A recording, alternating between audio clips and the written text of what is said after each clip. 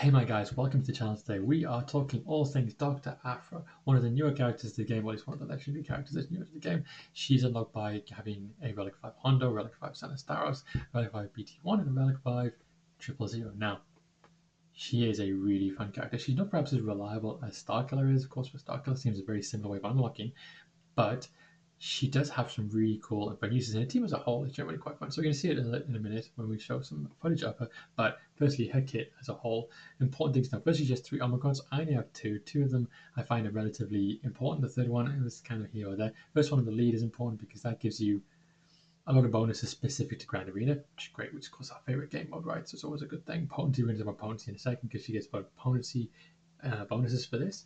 Android Savant is the other one that I have. Why? Because it protects someone as soon as they go up on 20% health, damage immunity, and you then also get some damage over time, which is really helpful if you have Darth Vader on your team, because of course he does his Merciless Massacre and his Culling Blade, which of course affects damage over times, and especially with his unique where he gets health and protection back based on damage over times.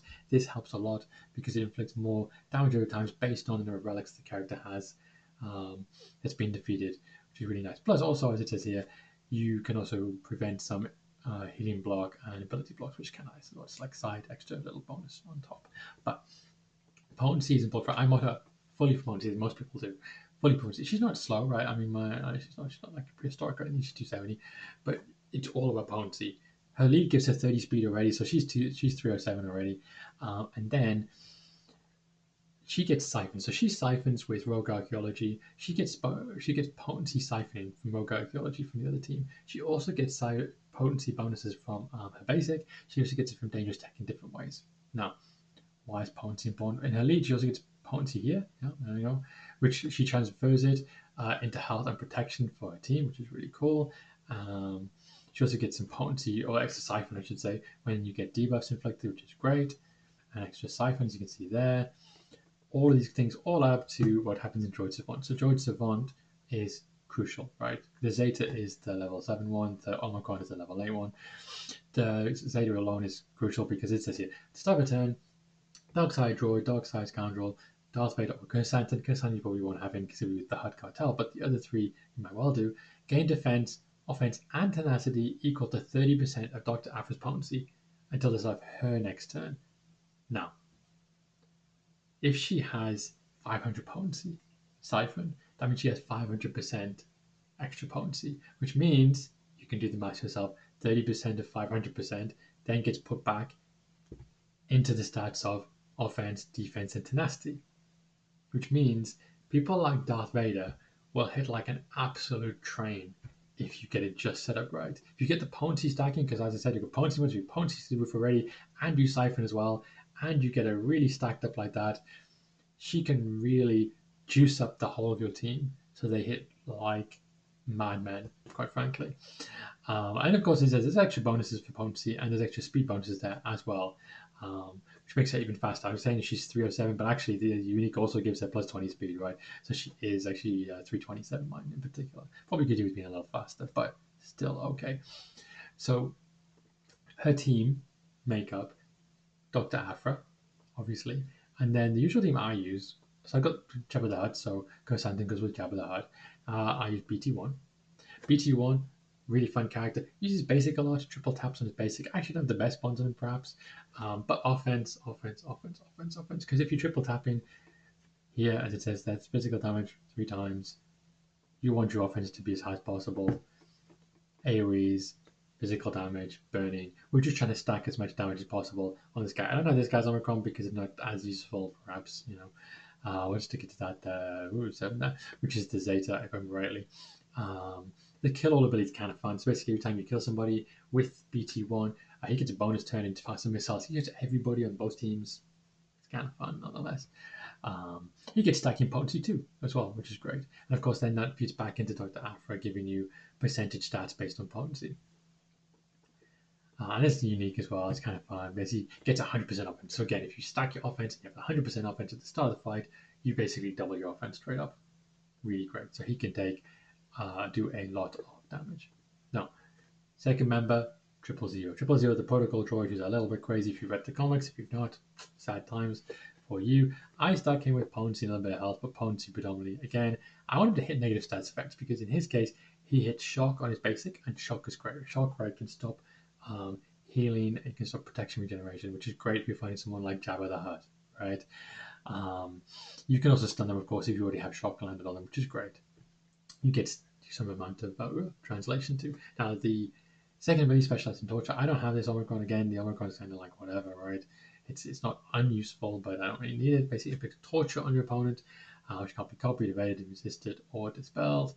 And if you already had it, of course, you do special damage and you get more stacks of translation. Translation, again, is the same as C3PO's translation, which means you can, as it says here, get bonus health, bonus critical chance, and you decrease cooldowns a bit like C3PO does, which is A-okay. Right, now the rest of this ability is kind of cool. It's unique, you know, it gets stacking, getting offense and translation and potency. Again, potency and potency and potency on top of potency.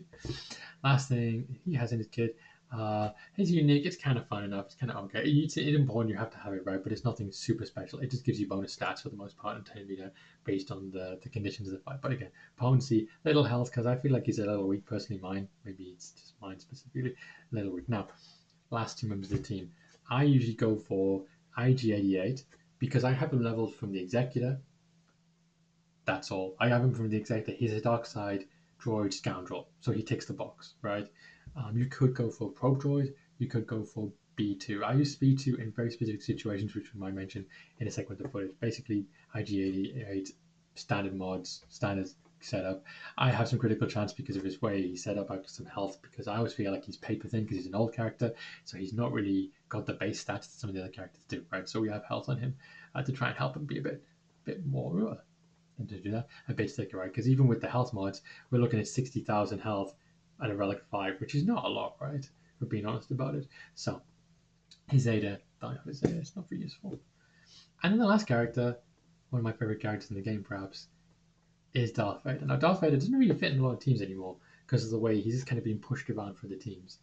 And he fits into Dr. Aphra's team really well, right? Because he gets bonus stats, offense, 10 meter, tenacity, defense, and all the health and so on that she brings from her leads and uniques and non-uniques of all the characters all mixed together. Plus the damage over times, like I said, lead into, is it no escape? Oh my goodness me, is it no escape? Yes, it is. With the recovery of health and protection, which is great. And of course, Merciless Massacre, leading to Cunning Blade. And if you have more damage over times, Cunning Blade is 50% more damage for every effect. And of course, if you have these stacking effects, one stacking effect, if you have 5, 6, 7, 8 damage over times because of B2, BT1, and because of his own force crush that you do, you can really stack up a whole bunch of these and do massive damage, right? Really cool. How do I mod Darth Vader? Like everybody else in the game, pretty much. Not completely, really, but certainly critical chance. I have health too because I always felt my Vader was really thin. And ideally, you have him a little bit of speed. Mine's not as fast. He really should be faster than that. So don't look at mine as gold. It should be higher than that. Anyway. Okay, guys. So here's some footage of Grand Arena Dr. Aphra. And this is a bit of a weird one because I was fighting against Sith Eternal Emperor Palpatine on Defense on the End very often at all. And honestly, she handles him like a pro. Like unbelievably so. So, you start off as always. You do your potency siphon up first. Then you bring in your droid, which is your second thing to do, which is your middle ability. Bring in your assistant. I wasn't sure who to attack actually at this point because I hadn't done this fight before. Crazy. I just like to prioritize basics quite often with BT1 because he does a lot of damage, like I said. AoE there because you get the target lock, and target lock means healed lock. If you have his unique leveled up, do the torture with the assist from BT1. There goes what tumble straight away. Relic 7 what tumble blown away by BT1. Get the free hit on everybody. Almost kills Dooku straight up. Almost kills Maul. That is Darth, not Mandalorian.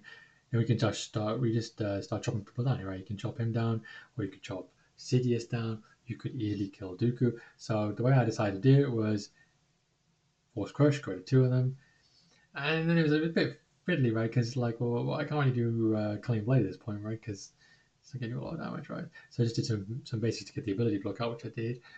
Get stacking potency from a basic, and at this point you've got 500 potency stacking, so 500, 30% of 500 offense, 30% of 500 defense, 30% of 500 tenacity, stats at this point. So Veda, BT1, 000, and of course the droid on the side, they are all stacked right now. Get shock, of course, like I said, potency on 000, so you get shock landing. Now Palpatine can heal, and at this point, you just roll through really simply, right?